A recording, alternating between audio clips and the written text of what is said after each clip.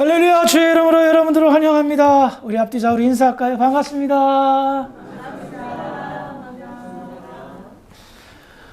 빈들에서의 외침 19번째 시간, 오늘은 누가복음 7장 18절부터 23절의 말씀을 가지고 함께 은혜를 나누어 보도록 하겠습니다.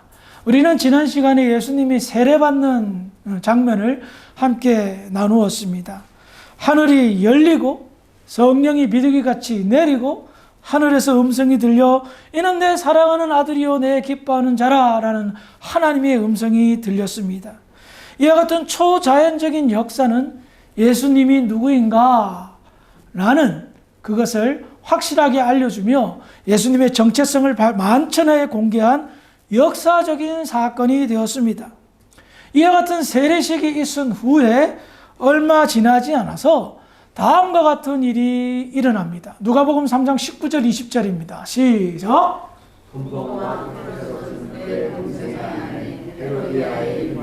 또 자기가 난 모든 악한 일로 말미암아 요한의 실망을 받고 그 일에 한 가지 알을 더하여 요한을 보게 하리라.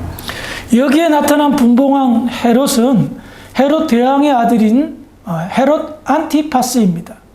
이 친구가요 로마에 갔는데 로마에서 자기의 이복 동생인 헤롯 빌립 1세의 아내인 헤로디아와 눈이 맞은 거예요.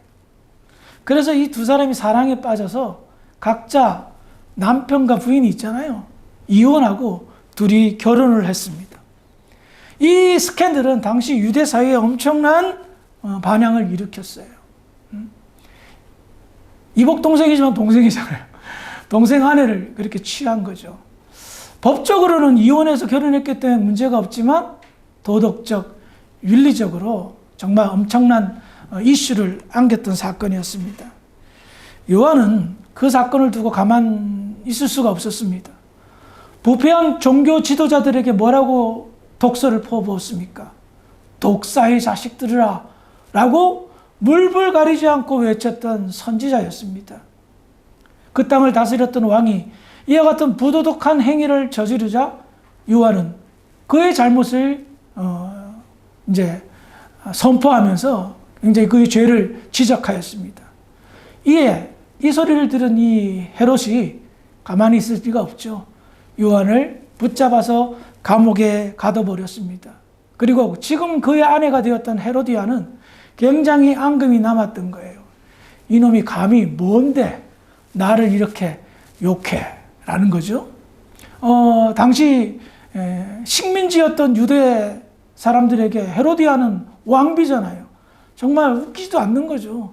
벌레만도 못한 인간이 감히 나를 욕보인다라고 생각했겠죠. 그러던 차에 헤롯 대왕의 생일날 잔치가 벌어졌는데 헤로디아의 딸 살로메가 멋있게 춤을 췄습니다. 춤을 추니까 생일 잔치에 흥을 돋군 거죠. 헤롯 대왕이 기분이 너무 좋아가지고 그 살로메에게 이렇게 얘기합니다. 야, 너 춤 보니까 내 마음이 너무나 기쁘다. 소원을 말해봐라. 네가 나라의 절반이라도 달라고 하면 내가 줄게.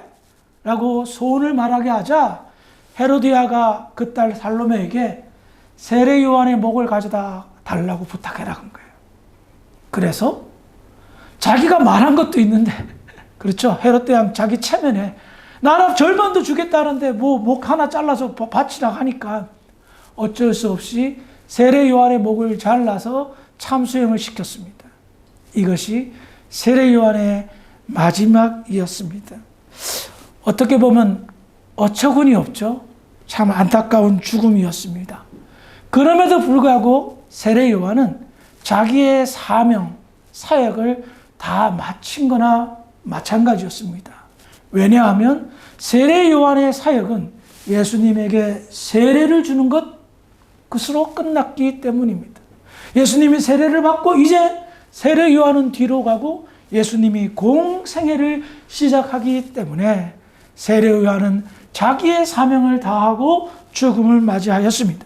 그리고 오늘 우리가 읽은 이 본문 내용은 세례 요한이 처형당하기 전에 감옥에 갇혀 있었을 때의 이야기입니다. 누가복음 7장 18절 19절입니다. 시작. 요한의 제자들이 이 모든 일을 그에게 알리니 요한이 그 제자 중 둘을 불러 주께 우리가 당신이오니까 우리가 다른 일을 기다려오니까. 아멘. 방금 읽은 18절에 보면 요한의 제자들이 이 모든 일을 그에게 알렸다라고 했죠. 여기에서 이 모든 일은 이제 요한이 감옥에 갇힌 이후에 예수님의 공생의 사역들에 관한 이야기들을 요한의 제자들이 요한에게 알렸던 겁니다. 그런데 요한의 제자들이 예수님이 이렇게 사역을 하셨습니다라는 이야기를 들었을 때 요한은 깊은 고민에 빠졌습니다. 그리고 제자들을 시켜서 예수님을 찾아가서 이렇게 물어봐라 라고 하는 겁니다. 오실 그 이가 당신입니까? 아니면 다른 분을 기다려야 하나요? 우리는 여기에서 요한의 질문에 상당히 당황하지 않을 수가 없습니다. 지금 요한이 이 질문은 뭡니까? 예수님 당신이 그리스도가 맞습니까? 메시아가 맞습니까? 라는 겁니다. 사실 이 요한의 질문은 말이 됩니까? 다른 사람이라면 몰라도 요한이 이런 질문을 했다는 것은 말이 안 됩니다. 왜냐하면 요한은 예수님에게 세상 죄를 지고 가는 하나님의 어린 양이다 라고 얘기하였고, 자기가 세례를 주고 예수님이 세례받은 후에 일어난 그 초자연적인 역사, 하늘이 열리고 성령이 비둘기같이 내리며 하늘에서 하나님의 음성이 들리며 내 사랑하는 아들이다, 내가 기뻐하는 자다라는 것을 자기도 두 귀로 똑똑히 들었잖아요. 두 눈으로 똑똑히 봤잖아요. 그런데 왜 뜬금없이 요한이 예수님을 의심하고 있냐 말입니다. 도대체 요한은 예수님의 행적이 무엇이 잘못되었길래 그런 생각을 가지게 되었을까요? 요한이 이렇게까지 생각하는 이유는 다음 구절에서 찾아볼 수가 있습니다. 누가복음 3장 17절입니다. 시작. 손에 길을 들고 자기의 다장마당을 정하게 하사 알곡은 모아 보관에 드리고 죽전에는 거지지 않는 물에 태우시리라. 이 말씀은 지난 시간에 나눈 말씀이죠. 요한을 그리스도라고 오해하는 사람들에게 요한은 못을 받고 이 말씀을 선포합니다. 그리스도는 불과 성령으로 세례를 주고 알곡과 쭉정이를 구원하여 어떤 분이다? 심판하실 분이다 라고 예언했습니다. 요한은요, 자기가 예비했던 그리스도 메시아는 정의를 실현하고 죄인들을 심판할 심판자로 생각하고 있었던, 그래서 그렇게 예수님을 전하였습니다. 심판의 역사가 나타나 이제 새로운 세상이 될 줄 알았습니다. 그런데 자기는 정의를 외쳤는데 감옥에 갇혔습니다. 감옥에 갇힌 후 예수님의 행적을 들으니 자기가 생각했던 그리스도의 사역이 아니라는 거예요. 자기가 기대했던 예수님의 행적이 다른 방향으로 흘러가는 것을 느꼈습니다. 요한이 기대했던 그리스도는 심판자였습니다. 정의를 구현할 분이었습니다. 그런데 어떻게 하고 계십니까? 누가복음 7장 21절 시작. 마침 그때 예수께서 진노와 고통과 및 악인을 만나시며 또 많은 맹인을 보게 하시니라. 방금 읽은 7장 21절에 주목해야 될 부분은 마침 그때부터 주목해야 됩니다. 이 마침 그때에는 무엇을 설명하냐면 요한이 깊은 고민에 빠졌던 겁니다. 내가 예비한 분이 맞나? 의심할 때였습니다. 그래서 제자들을 예수님에게 보낼 그때에 예수님은 무엇을 하고 있었습니까? 정의를 구현하고 심판하는 것이 아니라 온갖 치유와 회복 사역을 하고 있었던 거예요. 그리고 예수님은 제자들에게, 요한의 제자들에게 이렇게 말씀하십니다. 누가복음 7장 22절 시작. 예수께서 대답하여 이르시되 너희가 가서 보고 들은 것을 요한에게 알리되 맹인이 보며 못 걷는 사람이 걸으며 나병 자가 깨끗함을 받으며 힘없는 사람이 들으며 죽은 자가 살아나며 가난한 자에게 복음이 전파된다. 아멘. 예수님은 요한의 질문에 직접적인 답을 회피했습니다. 요한아, 섭섭하다. 야, 다른 사람은 몰라도 네가 나를 의심하냐? 너 감옥에 갇혀 있더니 정신이 오락가락하냐? 이렇게 책망하지 않으셨습니다. 예수님이 말씀하신 것은 구약에 예언된 그리스도 메시아가 어떤 일을 할 것인가에 관한 예언을 인용한 내용이었습니다. 이사야서 35장 5절 6절입니다. 시작. 그때 의인의 눈이 밝을 것이며 모든 사람의 귀가 열릴 것이며 그때 저는 사슴같이 될 것이며 말문하는 자의 혀는 노래하리니 이는 광야에서 물이 쏟기고 사막에서 시내가 흐를 것이니라. 그래요. 여기서 반복적으로 나타나는 그때는 그리스도의 임재가 있을 때에, 예수님이 이 땅에 오시게 될 때에 나타나는 사건들을 예언한 내용입니다. 이사야서 26장 19절에는 죽은 자가 살아날 것이라 하며 이사야서 61장 1절에는 가난한 자에게 복음이 전파된다라고 예언하였습니다. 예수님은 당신의 사역 하나하나가 그냥 하는 것이 아니라 구약에 예언된 진정한 메시아의 사역이 예수님을 통하여서 성취되고 있음을 말씀하고 있었던 겁니다. 요한은 예수님이 이 세상을 끝장낼 심판자로 기대했습니다. 하지만 예수님은 자비와 긍휼과 치유의 사역을 이어나갔습니다. 그래서 요한은 오해하고 있었던 겁니다. 임박한 심판, 그것의 역사실 뿐이라고 생각했는데 전혀 다른 일을 하니 당황했습니다. 요한은 회복과 용서와 자비와 긍휼과 치유 사역하는 예수님의 그 사역을 도저히 이해하지 못했습니다. 미래에 임할 그 심판이 이제 예수에 의해서 이루어질 거라고 기대했는데 심판은커녕 회복시키고 치유하고 있단 말입니다. 그래서 요한은 오실 그이가 당신입니까? 라고 질문한 겁니다. 왜냐하면 요한은 책임이 있잖아요. 자기가 그리스도를 예배해야 되는데 자기가 생각한 그리스도가 아니니까 다른 사람을 기다려야 됩니까? 라고 똥땅지 같은 질문을 하였던 겁니다. 그래요. 요한은 심판하실 메시아로 생각했는데 이분은 치유하시는 메시아 사역을 하니 굉장히 답답했던 것 같습니다. 다시 본문으로 돌아와서요. 구약에 예언된 메시아 사역이 예수님은 치유부터 시작될 것이라는 것을 가르치면서 의미심장한 이야기를 합니다. 누가복음 7장 23절입니다. 시작. 누구든지 나로 말미암아 실족하지 아니하는 자는 복이 있도다 하시니라. 아멘. 이 말씀을 통해서 지금 현재 요한이 얼마나 심리적으로 힘들다, 마음이 굉장히 고통스러운 것을 알 수가 있습니다. 요한은 이렇게 생각했을 것입니다. 분명히 그분이 맞는데, 분명히 그분은 그리스도인데 왜 내가 생각한 대로 사역을 하지 않지? 내가 선포한 대로, 사람들한테 예언한 대로 사역하지 않지? 만약에 그분이 내가 혹시나 잘못 착각해서 그리스도가 아니라면 어떡하지? 하루에도 별별 이상한 생각이 들었을 것입니다. 예수님을 못 믿는 건 아니었습니다. 그런데 그분의 사역을 보면 이상하게 의심이 드는 겁니다. 그러니 너무나도 힘이 들었던 겁니다. 우리는 요한의 이 모습을 보면서 정말 귀한 교훈 한 가지를 얻습니다. 여러분, 세례 요한 모태에서부터 성령 충만했습니다. 조금 커서 광야에서 살았습니다.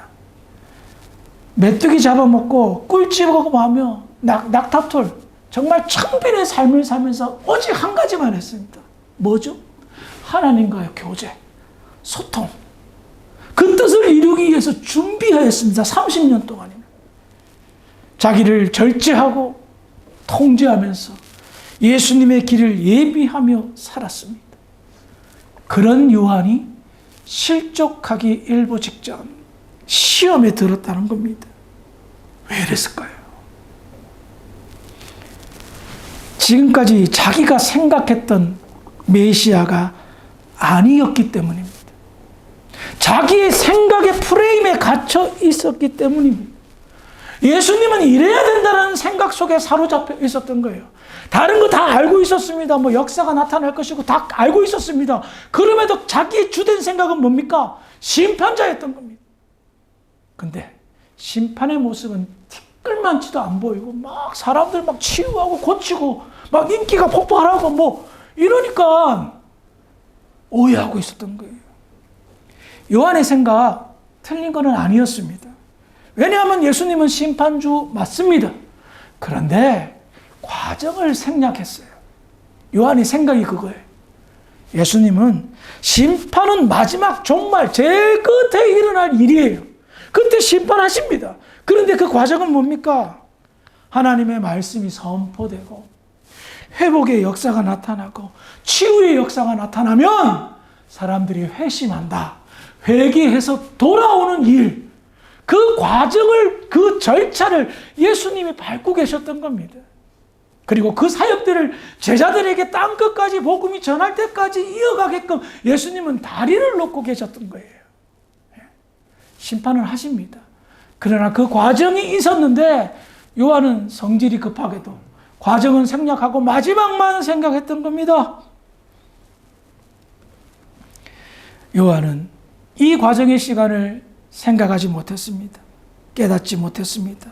당장 심판의 역사가 나타나 정의를 외친 자기가 감옥에서 나오고 예수님과 더불어 심판의 역사의 주인공이 되고 싶었을 겁니다. 그런데 자기가 생각하는 예수님이 그와 같은 사역을 하지 않자 그는 실족하고 있었던 겁니다. 제가 목회를 한 지 20년이 넘었어요. 많은 분을 만났겠죠?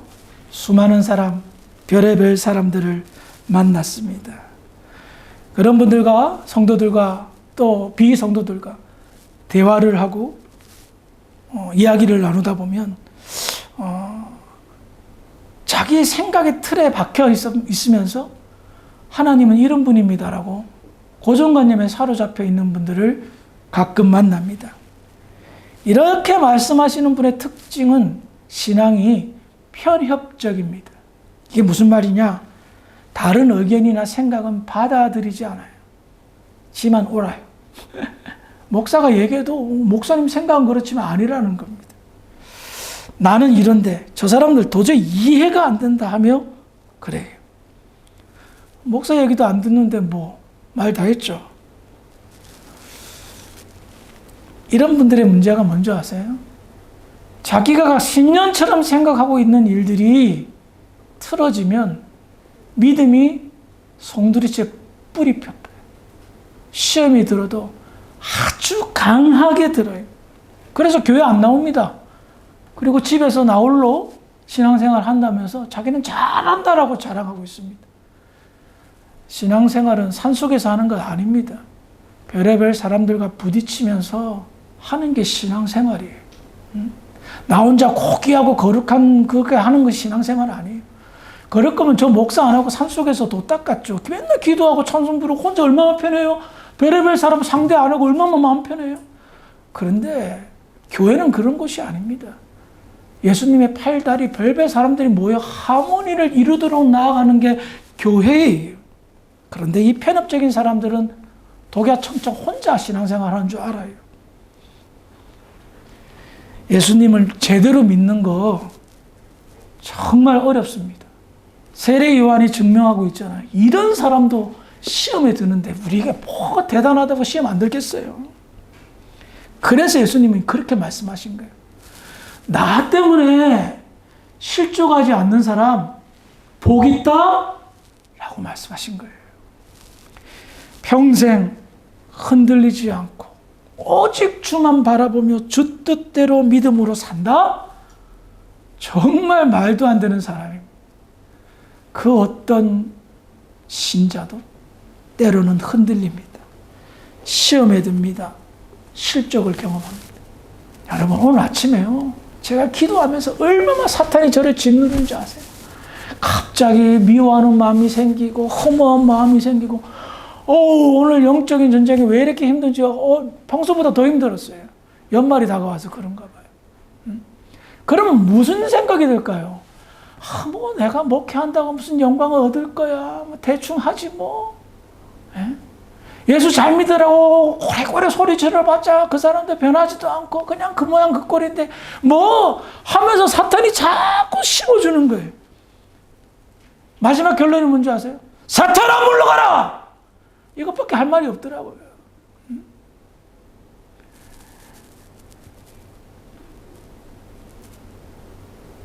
꽤 오랜 세월 신앙생활 한 줄 압니다.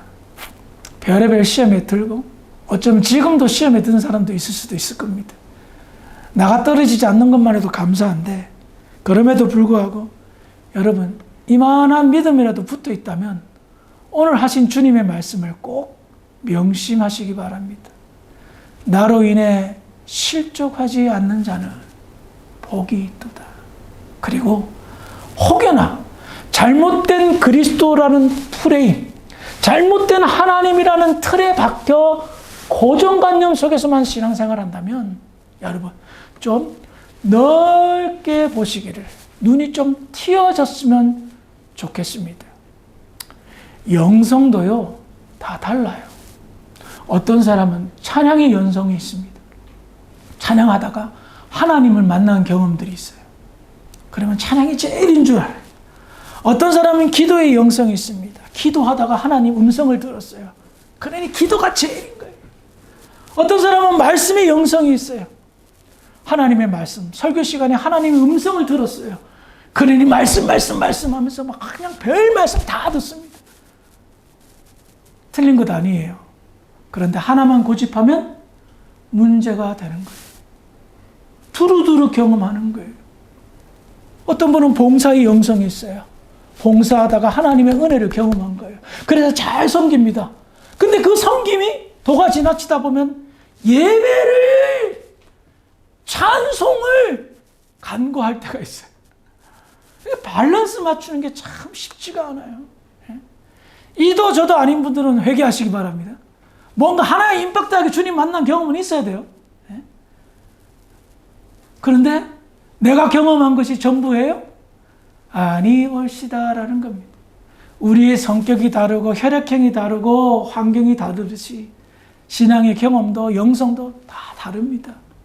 그래서 그 생각의 틀을 깨부수고 모두 다 어울러져서 하나님의 살아계심을, 예수님이 이런 분이라는 사실을 제각각 다른 경험들이 모여서 하나가 될 때에 그게 바로 나에게 은혜가 되고 나에게 영적인 능력이 된다는 것입니다. 요한도 이랬는데 뭐 우리라고 볼 수 있겠습니까? 그러나 2000년 전에 이미 예수님은 우리에게 교훈하고 계십니다. 예수님 때문에 은혜 받아야지, 복의 근원을 체험해야지 실족한다는 것은 너무 우스꽝스러운 것 아니겠습니까? 예수님 때문에 늘 은혜를 쥐어 붙드는 복된 저와 여러분들이 되기를 주의 이름으로 축원합니다. 기도하시겠습니다. 사랑이 많으신 아버지 하나님 은혜를 감사합니다. 오늘 말씀을 통해서 다시 한번 하나님의 살아계심을 맛보게 됩니다. 우리를 인도하신, 우리에게 믿음을 주신 그 하나님을 찬송하고 추후에 의심 없이 끝까지 주와 동행하는 믿음의 교회 모든 성도들 될 수 있도록 축복하여 주시옵소서. 감사하며 예수님의 이름으로 기도합니다. 아멘.